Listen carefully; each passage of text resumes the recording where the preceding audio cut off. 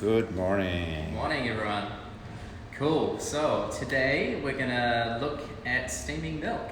Gonna run you through a few different things, give you some pointers on how you can practice in maybe a little bit less wasteful kind of manner.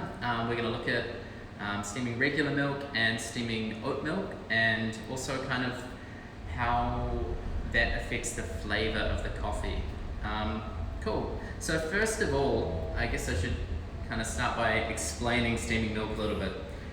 I kind of try and break it down in as simple a way as possible. There's basically two parts to this. The first part, you're adding air into the milk and trying to stretch it out a little bit. And this is very, very short, this phase. And this is where a lot of people go wrong at the beginning.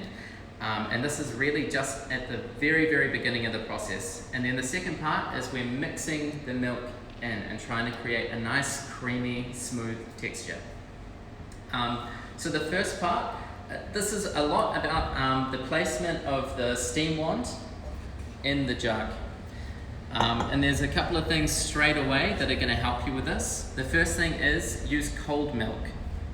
It's definitely a lot easier to work with. So don't have your milk sitting out or at room temperature, and this goes for plant-based milk as well.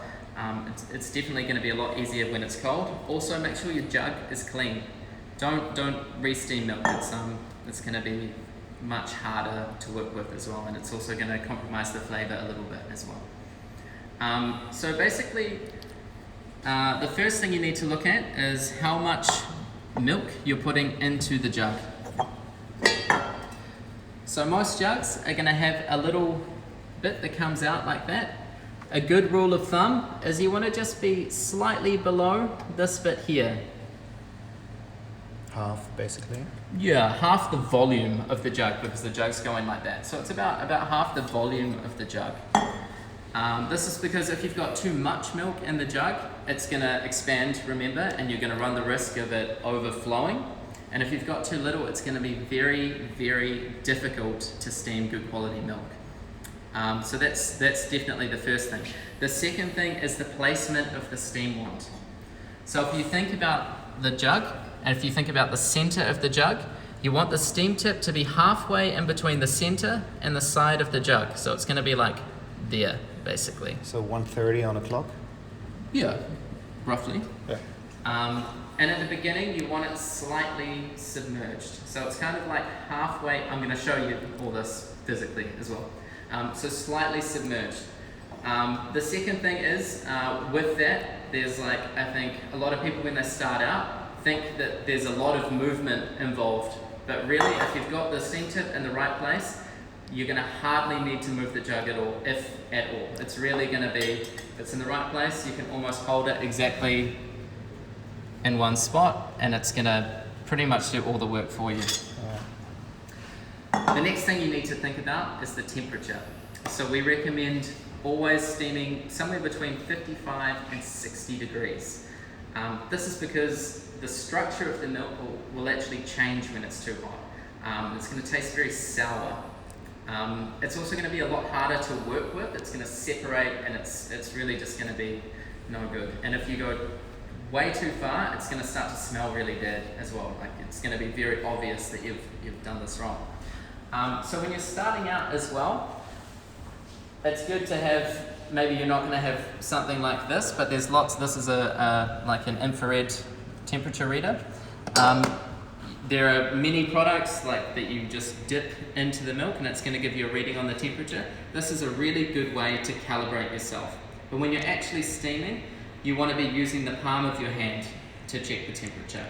And it's very important that you use this part, because this is the most sensitive skin, basically, and you need to be kind of accurate. If you're using the tips of your fingers, maybe you do a lot of like handiwork and you've got lots of calluses and you're not going to really feel the changes in temperature.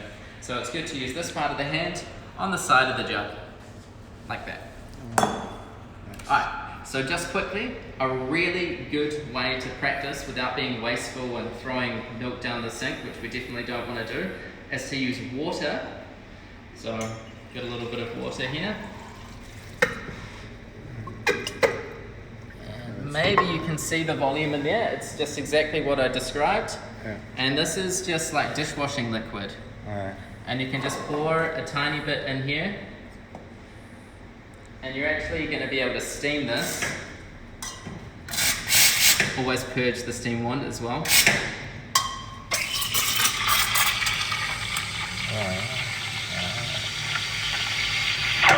And that's actually going to look like milk. Interesting. So you're going to see some bubbles there if you just come back in. This is partly because it's dishwashing liquid and not milk.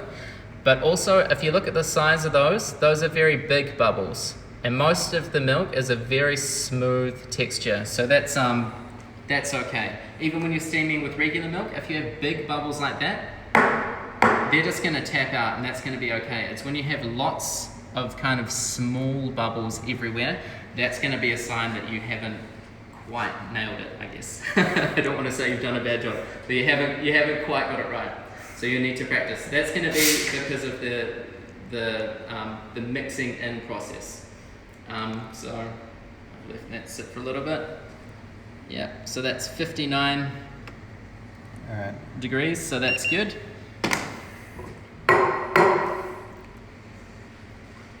So I'd really recommend doing that a few times to calibrate your temperature and also to just get the hang of steaming milk, basically. Alright, so I'm just going to talk very quickly about those two sounds, or those two phases. When you're adding the milk, you're going to hear a gurgling kind of sound. This is when you're actually pushing the air into the milk. You only want to hear that for like 1 or 2 seconds.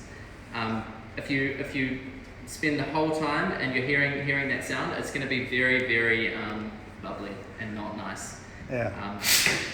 So it's very important just at the beginning, and then the milk should naturally rise, and then the steam tip's going to be completely submerged in the milk, and you're going to get a nice whirlpool motion. This whirlpool is super important for getting that nice texture. Alright, so the coffee I'm going to use today is a very beautiful washed coffee from Tanzania called Sambewe. Been working with this co-op for 4 years. Super beautiful coffee. It's got quite high acidity, which is going to be quite good for the purposes of talking about how milk is going to affect the flavor of the coffee. And you're going to notice this a lot more with kind of brighter, more complex coffees, I would say. Got lots of dark berry flavors, nice black tea, floral notes, super, super complex coffee, but also very sweet. So I'm just going to pull a shot. I want to see that. I love that coffee. Sambewe. That's the AA or the AB we have this year? The AA. AA. Okay, oh, nice. Cool.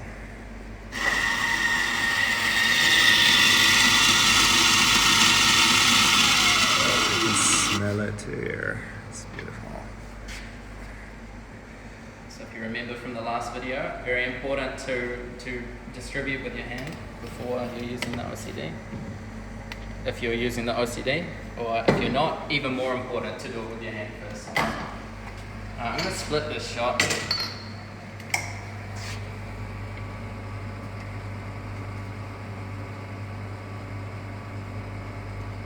So that's 9 seconds is dropping. Right?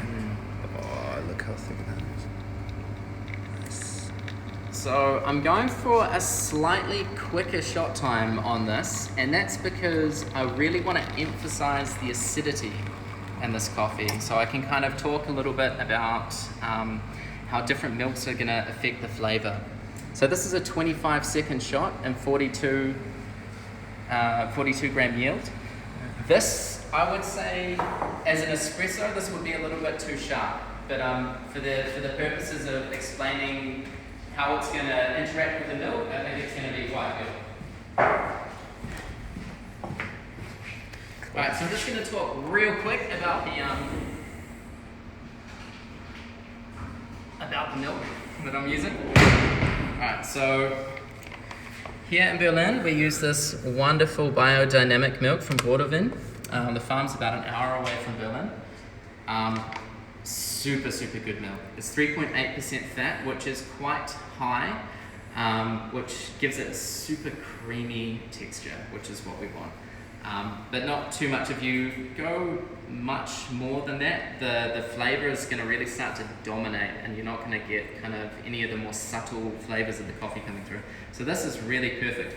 It's also not homogenized, which is interesting for me because it's not a thing in New Zealand. I'm so surprised to hear that because it's still alive now, pasteurized. Right? It's pasteurized, but it's not homogenized. I don't think you're allowed to sell non-homogenized milk in New Zealand. Wow.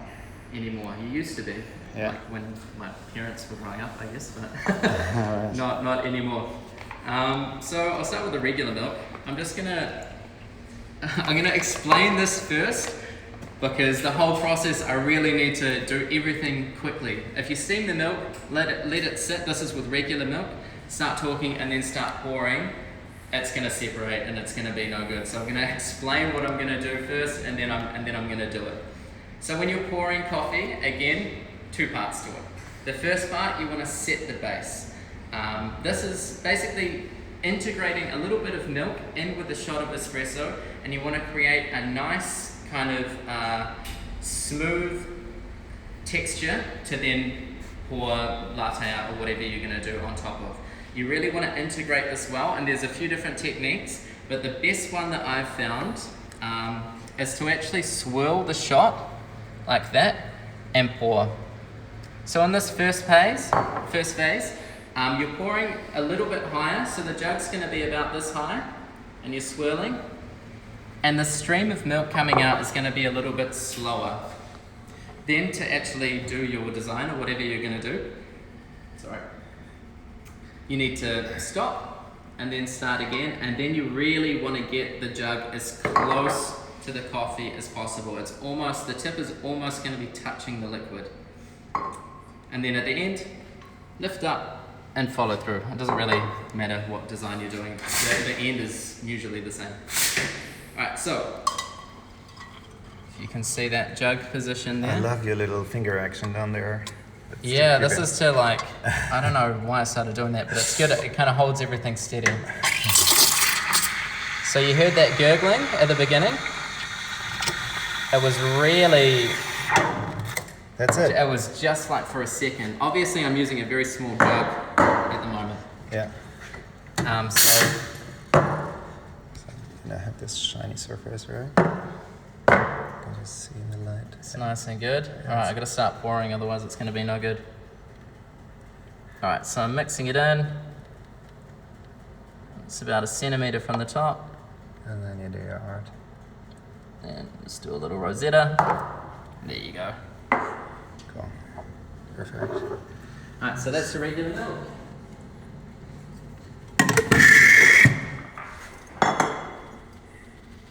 Actually, this is the same jug. Normally I'd use a different jug when you see I'm switching milks, but So temperature... That's only me that's going to drink it.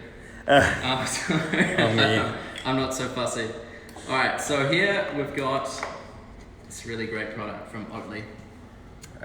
So we avoided, I guess, here using alternative milks for a little bit because 8 years. Yeah, because there wasn't really anything on the market that was giving the result that we were looking for. Basically, that's going to come close to a final product that's as good as the normal milk that we're using. But Oatly is fantastic. But as with most alternative milks, it's a little bit harder to work with. But there are, fortunately, a couple of easy things you can do to make it almost as easy as regular milk. There's just a couple of extra steps you need to do. The first thing, the actual steaming bit's pretty much the same. The first thing you want to do is put a little bit, first thing you want to do is shake the milk, because this will separate. If you've had it sitting in the fridge or just sitting upright, it's going to separate. When you open it and pour it, it's going to be mostly water that comes out. So you definitely don't want that. So give it a good shake. And then you want to pour a little bit of cold oat milk into the shot. Oh, this is a bit frothy though. That's alright. Maybe I can shake those bubbles out. Yeah. I think I overshook it a little bit. Yeah, a little bit bubbly. Yeah. Someone asked earlier why you like threw off a little bit of the full fat milk before you pour. I actually steamed the milk a little bit too much. Oh, I was hoping no one would notice that, but I put a little bit too much air in the milk. The other thing I should point out as well, kind of like when you're starting out, you might find it easier to steam the milk a tiny bit thicker, but the better you get and the more confident you get, you'll probably start making your milk thinner and thinner. You're going to get better end result texture-wise with slightly thinner milk than you will with thicker, but it's going to be harder to pour. All right. So yeah, that's basically what I was doing now. Go. Alright, so basically the same process here. You're so fast.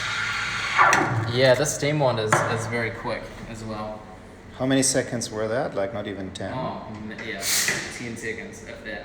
So it's probably like 1% of your actual steaming time is adding air into the milk. Wow. When you're using a small jug like this, if you're using a bigger jug, you're gonna need to steam it a little bit more. So this is a 600 ml jug. This is about 300 mils, I think. Can we just look at the texture? It's also very, very shiny, eh? Yeah. Yeah, thicker for sure. Yeah, a little bit thicker, but you really don't want to, especially with oat milk, you don't want to put too much air in there. But on the flip side, once you've steamed it, you've noticed I'm still not pouring. And that's because I actually want the milk to separate a tiny bit. Oh, yeah. So I usually let it sit for like, 20 or 30 seconds, and then I start pouring. All right. And that should make things a little bit easier to work with. Alright, so everything else I'm doing exactly the same. Let's try and do a little tulip this time.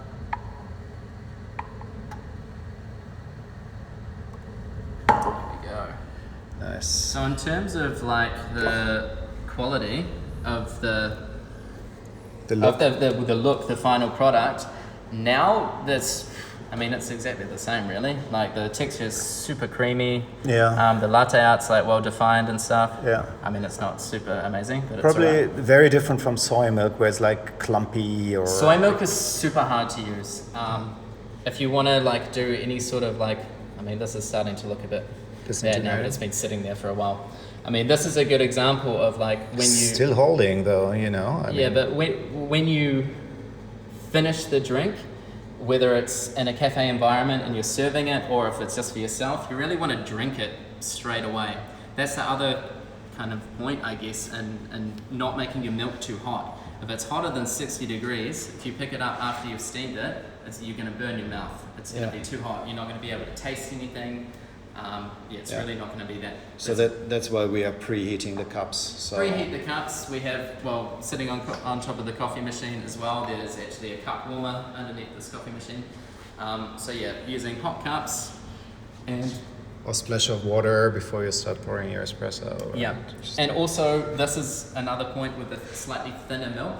The better your milk quality, the longer it's going to hold as well in terms of like the longer it's going to look good. Yeah. So that's very important. I might taste these now, and I'm going to kind of talk you through the flavor differences with the regular milk and the. I was fearing that, Jake. Why? I want it, but maybe you can describe the oat one. Maybe the next one. Oh, it looks delicious. Right. So the regular milk is super sweet, and that's the advantage, I guess, as well. The coffee is already, I said it's quite acidic, but it also has like very high sweetness as well. So I think that's one thing that's maybe a misconception about some specialty coffee, thinking it's like maybe underdeveloped, but the idea is to have a fully developed roast, but also not burn the coffee and not have, still bring out all the wonderful natural flavors, which are mostly in the perceived acidity of the coffee without burning it. Yeah. Super sweet. Also very creamy, and I think that's going to be like one of the differences between these two coffees. Yeah. Question popped up. Did you add anything to the old milk to make it easier to texture? That's Andre No. It's just oat milk. It's just Oatly.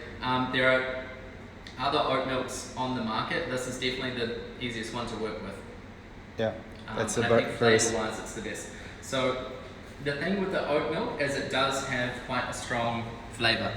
It's the barista edition, it says, Yeah. right? Yeah, okay, cool. So for making coffee, this is definitely, I'd recommend this one. Yeah. So it kind of has like this nutty flavor. It's very sweet. But having said that, the acidity actually cuts through really well with the oat milk. Yeah. It's possibly because the texture is a little bit lighter, surprising, maybe contrary to what you'd think, than the full cream milk. Yeah. And you really get a lot of the complexity of the coffee coming through, and get a lot of the kind of dark berry notes, the floral notes as well coming through, almost more in the Oatly. All right. Yeah. I prefer the texture though of the full cream milk personally. Yeah. To me, Super creamy. also, like, we are visiting this farm quite regularly, Broadeveen. It's like a biosphere, super heaven, Yeah. you know. And they feed the cows in a different way, so that also affects the milk and the sweetness of the milk. Absolutely. I mean, it's a biodynamic farm. I'm not super clued up on biodynamic farm practicing, but it's definitely more like an alternative way of farming that's more kind of focused on nature and sustainability. And Sure. I think that definitely, I mean, it's a really good product as far as milk goes in Germany. I haven't tasted anything better than that. Yeah. Cool. They tried to bring the fat level up for a while. I'm not sure if they're still doing that, but that didn't go so well for us, right? Yeah, it's a fine line. Oh, sorry, I said 3.8%. That's actually 3.7% fat. Yeah.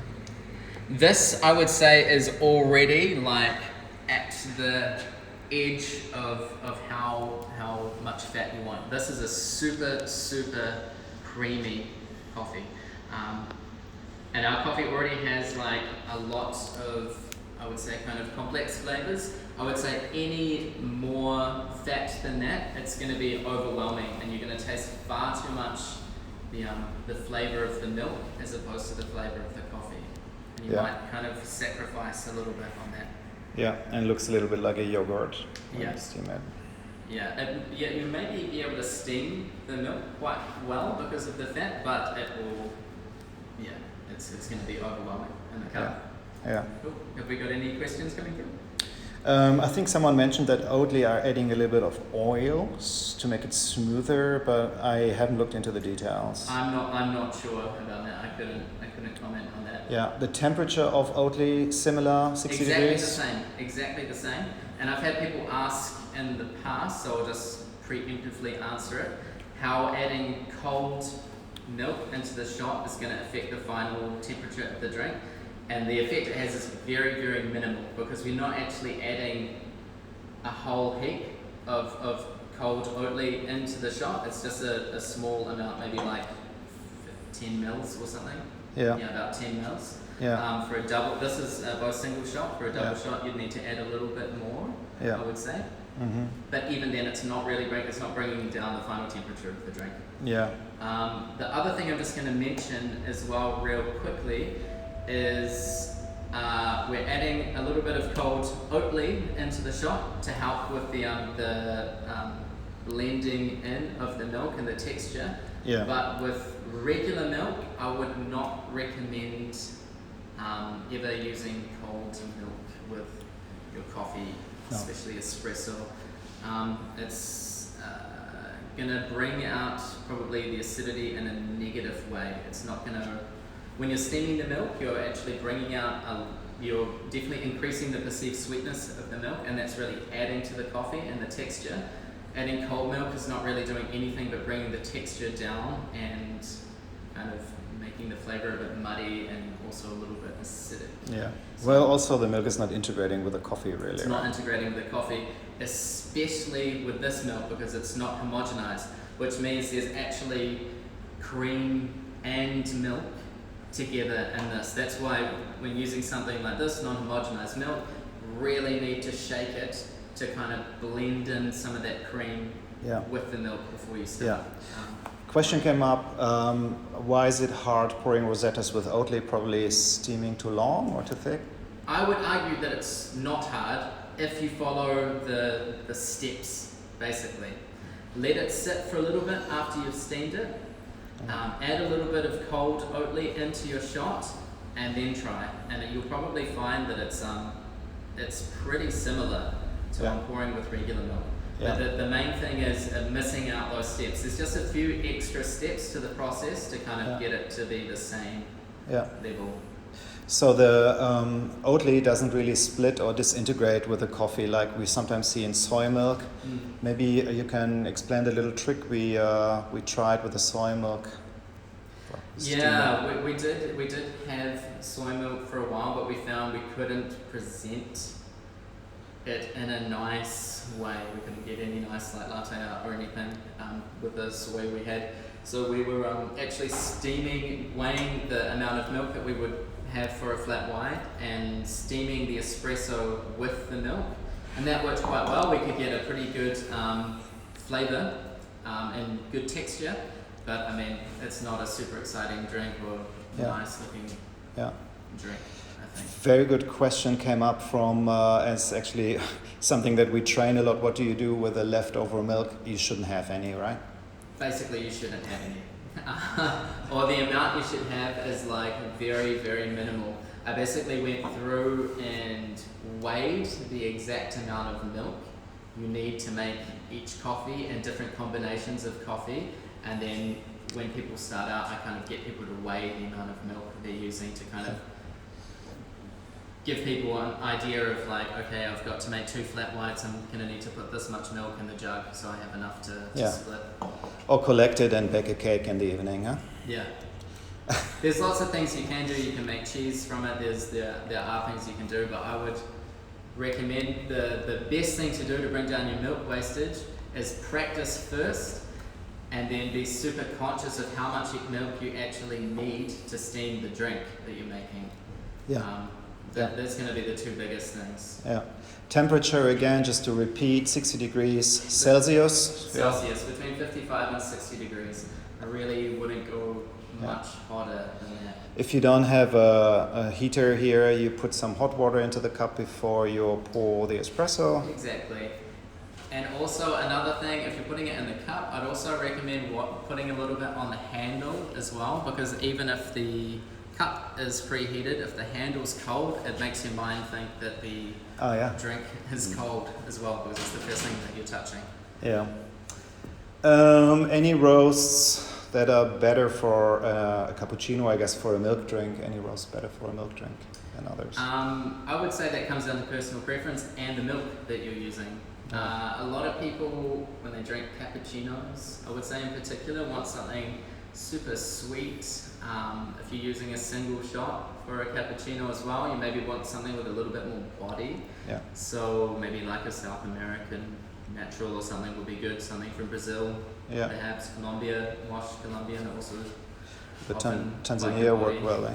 Yeah, I mean this will work well as well, and in a different way. Like this coffee is a bit lighter on the body, a little bit more complex, but that also gives a more interesting cup, in my opinion. Yeah. I think it really comes down to personal preference. Yeah. Can you do it again so I get my cup and we can watch the...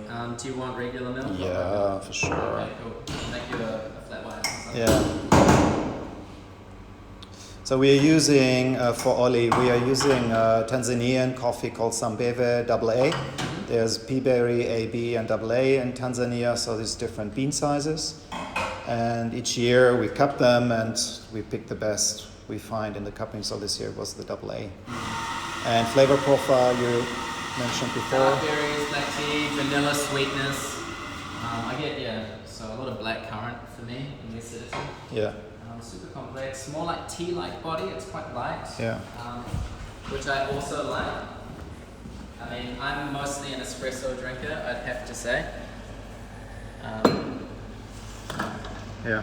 So that kind of suits me.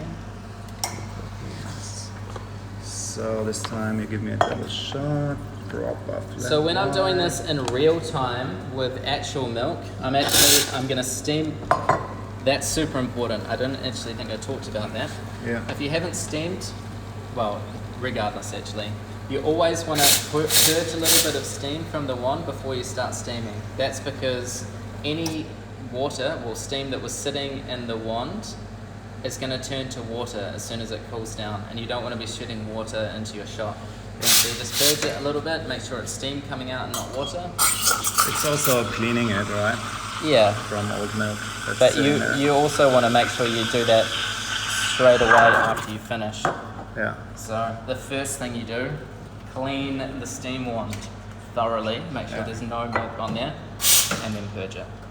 Perfect. Right, so nice texture for the milk. Yeah, looks like we need to work a little bit on the waist. So our yes. Well, to be fair, I haven't actually steamed milk in more than a month because we're on lockdown here in Berlin, so I wasn't really paying much attention to what You I can was bake doing. a cake tonight. Yeah, it's alright. Alright. Cool. So setting the base. Beautiful. I'll do a tulip this time. Thank you. With love.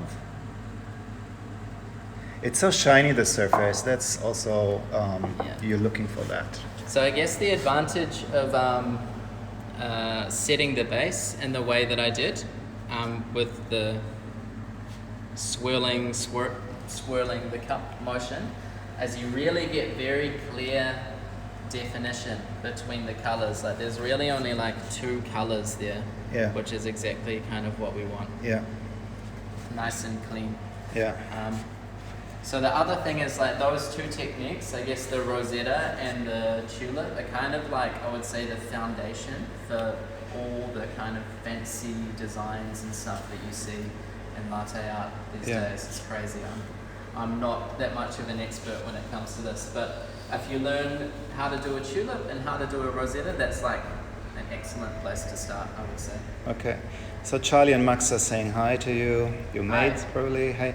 And then, what's the steam one's temperature? We are setting the temperature for that steam on our machine, right? Okay, so the steam here is coming from this coffee machine. Has 3 boilers, has 1 for each group head, which you can control the temperature on, and then it has a boiler in the back. And in the back boiler, it's about 2/3 filled with water, and then the top is steam, so it's under pressure. We're aiming, at the moment we've got it set at about 1.5 bars of pressure, which is about 122 degrees roughly, give or take. So it can get obviously hotter than 100 degrees because it's under pressure. And so that's where the steam's coming from. Yeah. That answers the question. Yeah. You just poured with your left hand, right? Pour with my right hand. Can you pour with your left hand? Can you do that? Oh my god. Or what? Not very Someone well. was asking that Not question. very well. Yeah. Probably a heart then. Yeah. I can try, but it's not going to look very good. Okay.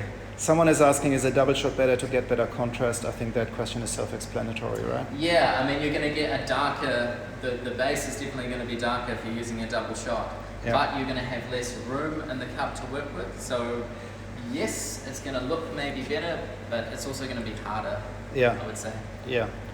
And then the shape of the cup, do you have any preference? Or can you maybe take, just for fun, let's do the other Acme cup that we have, the white one. I think I have one here. Yeah, this one is nice. So this is going to be difficult to pour into, and that's going to be because it's angling.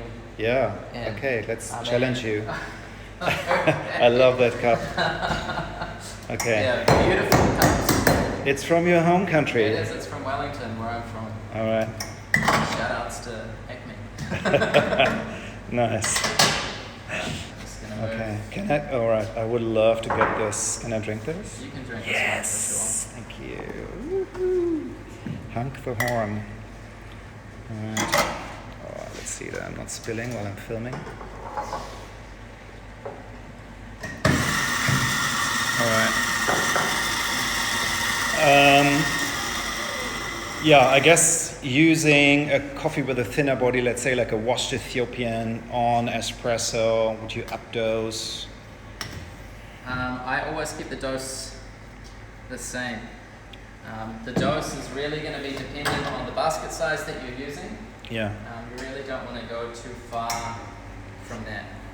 So these are 18 gram VST baskets that we're using, dosing 18 grams. If you wanted to dose up or down, I wouldn't go much further. So again, it's going to be quite a quick shot. That's right, for the purposes of this.